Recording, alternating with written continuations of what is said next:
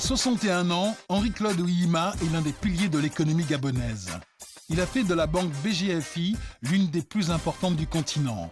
De Dakar à Kinshasa, en passant par Libreville, la BGFI est présente dans une dizaine de pays. Pourtant, le patron n'aime pas parler de lui. Mais pour réussite, il se dévoile un peu en rencontre avec un homme discret. Bonjour Henri-Claude Ouihima. Bonjour chère madame. Merci d'être avec nous. Vous êtes à la tête d'un des plus importants groupes bancaires africains, un groupe qui est présent dans 10 pays avec près de 2000 salariés. C'est un motif de fierté, j'imagine. Oui, je pense qu'effectivement c'est un motif de fierté. Un motif de fierté parce que avec l'outil qui est le nôtre, et depuis 45 ans, cet outil est au service du financement de nos économies, des économies africaines. Et aujourd'hui, nous finançons des projets dans l'électricité au Gabon. Nous finançons le gaz au Cameroun. Nous finançons des routes en Guinée équatoriale. Nous finançons du pétrole, du cacao en Côte d'Ivoire. Et aujourd'hui, nous sommes dans le financement de l'arachide au Sénégal. Et parti, je dirais, d'une société où nous étions autour de 200 personnes, nous sommes plus de 2000 personnes. C'est aussi une fierté importante de dire que l'on peut réaliser des investissements importants, que l'on peut réaliser un projet lorsqu'on croit à ce que l'on veut. Vous avez travaillé pour Paribas. Aujourd'hui, vous êtes à la tête de la BGFI. Est-ce qu'une banque africaine et une banque internationale envisagent le continent africain de la même façon? Effectivement, il y a une différence.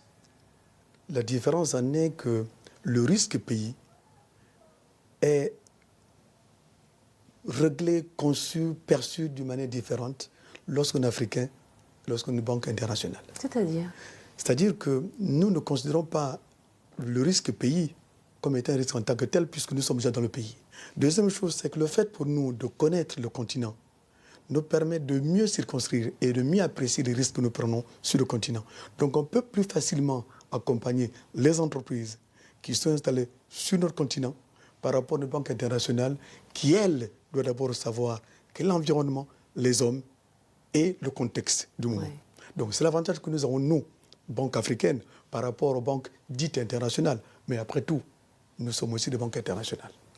Lorsque vous avez pris les rênes de ce qui deviendra la BGFI, c'est une filiale d'une banque française, et vous la transformez en une banque 100% gabonaise. Pourquoi faire ce choix? Pour être maître chez vous? Non, je dirais qu'on ne l'a pas fait par nationalisme. On l'a fait parce qu'il y avait une opportunité. Effectivement, la banque que nous avons héritée, qui était donc celle de Paribas, Paribas décide en 1996 d'adopter une nouvelle stratégie qui a été dictée par son président à l'époque, qui consiste à dire que la banque commerciale n'était plus le cœur de métier. Et donc, devant cette situation, nous avons pensé que nous avions en main un outil de développement important et qu'il ne fallait pas le laisser mourir. À partir du moment où nous avons pris cet outil, il fallait bien le développer, lui donner un sens. C'est une banque monopays, monométier. Nous nous sommes d'abord dit, pour que nous puissions aller à l'extérieur, il faut d'abord que nous soyons forts sur notre marché domestique. Ouais. Et étant forts sur notre marché domestique, avec plus de 45% de part de marché, nous nous sommes dit, avec 45% de part de marché, les arbres ne montent pas jusqu'au ciel, il fallait bien qu'on arrête. Donc il fallait chercher la croissance à l'extérieur, chose que nous avons faite. Et en 2000, nous avons eu notre première filiale au Congo-Brazzaville. En 2001, en Guinée équatoriale, et nous avons fait une BGFI Bank. J'aimerais que l'on parle un petit peu de vous. On ne sait pas grand-chose, en réalité, de votre parcours. Est-ce que pour faire des affaires, il faut être discret? La discrétion fait partie de ma nature.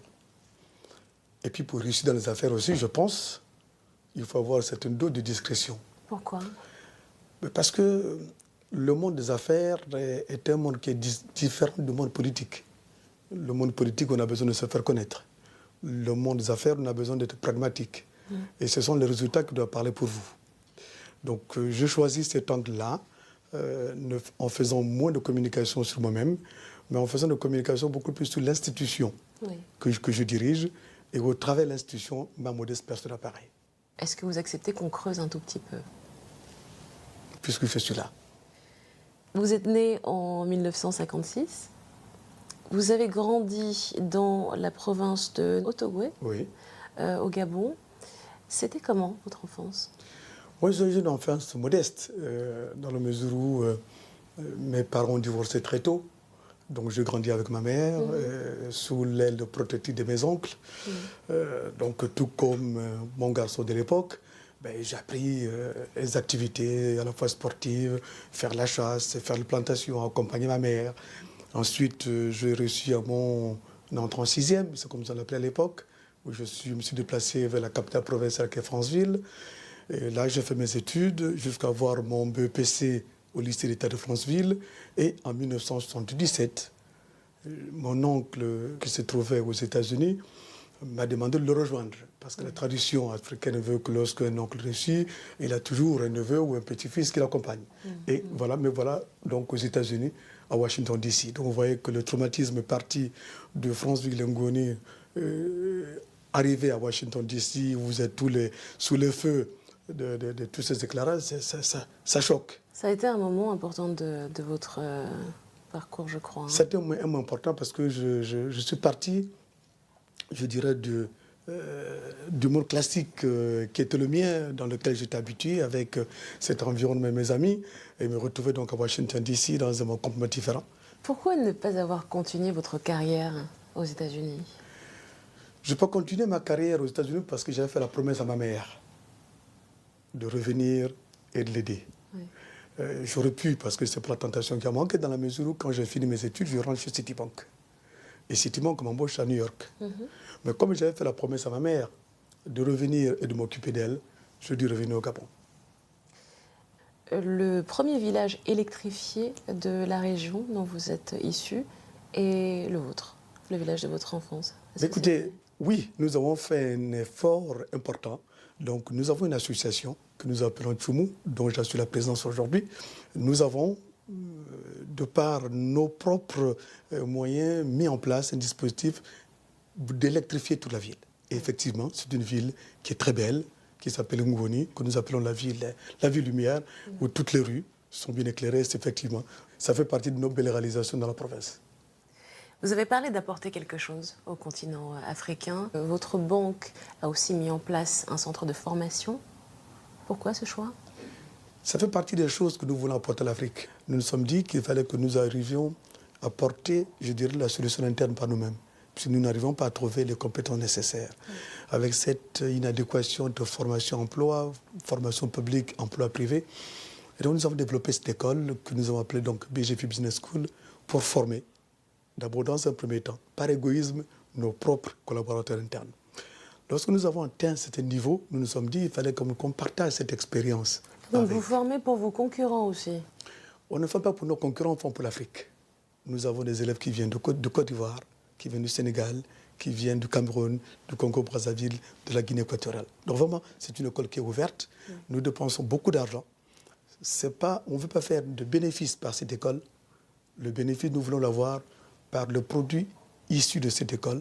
Il nous apportera de la performance au niveau de nos différentes entreprises. C'est une belle initiative en tout cas. Merci. Une dernière chose, avant de nous quitter, j'aimerais que vous adressiez un mot, votre message personnel à nos téléspectateurs et notamment les plus jeunes d'entre eux. C'est à vous, la caméra est juste là. Ce que je peux adresser comme message à nos jeunes, c'est leur dire de faire confiance en eux-mêmes, de croire l'Afrique et de se dire que l'Afrique ne pourra pas se développer avec les moyens des autres, mais beaucoup plus avec nos propres moyens. Et que le monde des affaires est un monde qui permet aujourd'hui à nos jeunes et à l'Afrique d'éclore et d'être prospères et performants. Merci beaucoup d'avoir forcé un petit peu votre discrétion naturelle et merci d'avoir accepté notre invitation. Merci pour votre invitation.